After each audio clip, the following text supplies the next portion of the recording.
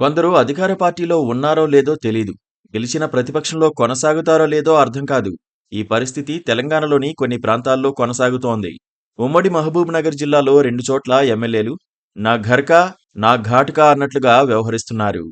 పైగా వాళ్లు ప్రజలకు అందుబాటులోకి రాకుండా దూరంగా ఉంటున్నారు. అధికార పార్టీ అయిన కాంగ్రెస్ ఎమ్మెల్యేలు అభివృద్ధితో పాటు సంక్షేమంపై దృష్టి పెడుతుంటే, వీళ్లు మాత్రం ఎటూ వెళ్లలేని దుస్థితిలో ఉన్నట్లుగా భావించాల్సి వస్తోంది. ఉమ్మడి పాలమూరు జిల్లాలో గతంలో అధికారం చెలాయించిన బీఆర్ఎస్ గత అసెంబ్లీ ఎన్నికల్లో గెలిచిన స్థానాలు రెండే రెండని చెప్పాలి. అవి అలంపూర్, గద్వాల నియోజకవర్గాలు.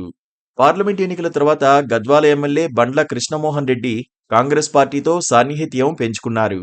అనధికారికంగా కాంగ్రెస్ పార్టీలో కలిసినట్లే అధికారిక కార్యక్రమాలన్నింట్లోనూ ఆయన పాల్గొంటున్నారు. ఇక మిగిలిన అలంపూర్ ఎమ్మెల్యే విజయుడు కూడా కాంగ్రెస్ పార్టీలో కలుస్తారని జోరుగా చర్చ జరిగింది. తనకు గాడ్ ఫాదర్ గా ఉన్న ఎమ్మెల్సీ చల్లా వెంకట్రామిరెడ్డి చెప్పిందే వేదంగా విజయుడు నడుచుకుంటారు. చల్లా వెంకట్రామిరెడ్డి 2 సార్లు సీఎం రేవంత్ రెడ్డిని కలిశారు.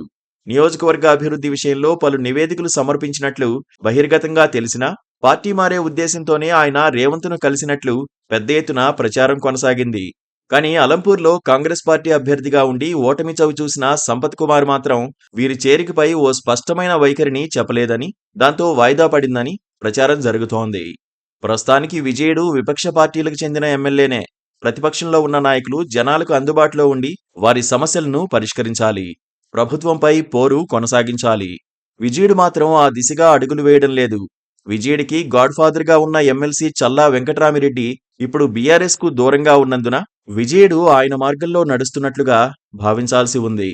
ఎమ్మెల్యే విజయుడు ఈ ఏడాది కాలంలో తన నియోజకవర్గం అలంపూర్లో డజను పర్యాయాలు కూడా పర్యటించలేదు. పైగా తెలంగాణలో ఉండకుండా పక్కనున్న కర్నూలులో తిరుగుతున్నారని సన్నిహిత వర్గాలే చెవులు కోరుకుంటున్నాయి. అలంపూర్ చౌరస్తాలోని ఆయన కార్యాలయం నిత్యం బోసిపోయి కనిపిస్తుంటుంది. విజయుడు ఏ పార్టీలో ఉన్నారో అర్థం కాక అటు ప్రతిపక్షం, ఇటు ప్రభుత్వ పక్షం కార్యకర్తలెవరూ ఆయన వెంట తిరగడం లేదు. నియోజకవర్గంలో ఆయన కోసం ఎదురు చూసేవాళ్లు లేరు. పార్టీ ఫిరాయింపులకు సంబంధించి బీఆర్ఎస్ చాలా సీరియస్ గా ఉంది. ఆ పార్టీ అగ్రనాయకత్వం స్పీకర్కు ఫిర్యాదు చేసి ఆయన నిర్ణయం కోసం ఎదురు చూస్తోంది. ఒకవేళ పాలమూరు నేతలిద్దరూ అధికారికంగా కాంగ్రెస్లో చేరితే వారి అనర్హత వేటుకు దరఖాస్తు చేసుకునే అవకాశం ఉంది. ఆ సంగతి తెలిసే కాంగ్రెస్ పార్టీ సూచనలతో ఇద్దరూ పార్టీ మారకుండా నాటకాలాడుతున్నారని ప్రచారం జరుగుతోంది. మరి ఈ గేమ్ ప్లాన్ ఎన్ని రోజులు నడుస్తుందో చూడాలి. రాబోయే స్థానిక సంస్థల ఎన్నికలకు సంబంధించి పాలమూరు జిల్లాలో పరిస్థితులు ఎలా ఉంటాయో అంచనా వేయడం కూడా కష్టమే అవుతుంది. Please do subscribe to. Please do subscribe to. Please do subscribe to. Please do subscribe to. Please do subscribe to. Please do subscribe to KTV Telugu.